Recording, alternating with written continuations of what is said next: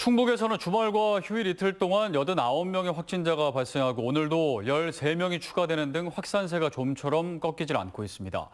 이렇다 보니 도내 코로나19 치료의 중추기관인 충북대병원의 중환자 병실이 꽉 차 추가 환자를 받을 수 없는 상황에 이르렀습니다. 홍우표 기자가 취재했습니다.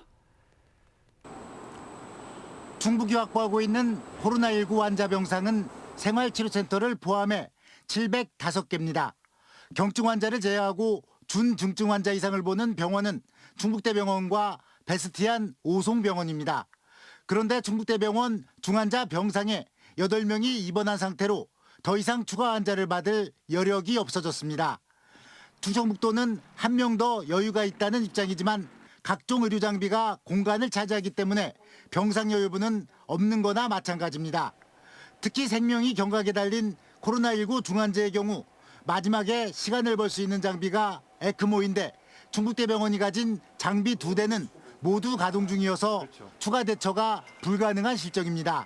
심장과 폐 기능이 거의 정지되어 있는 환자들을 위한 에크모 장비 2대가 모두 투입돼서 운영 중에 있습니다. 외부에서도 환자를 받을 수 없는 상황입니다.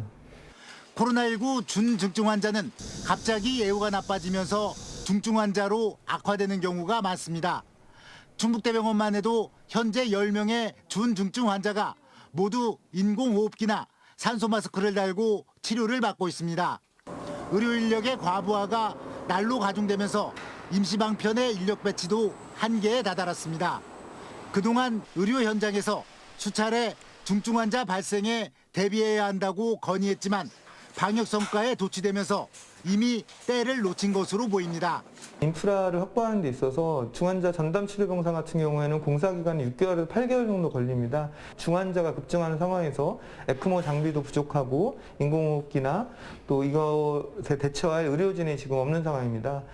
코로나19 사망자는 의료 현장에 중환자 치료 시스템이 붕괴되면서 급증했습니다. 충북의 코로나19 병상이 아직 절반 이상 남아있다는 계산법은 의료 인력을 고려하지 않은 그냥 숫자일 뿐입니다. CJB 홍우표입니다.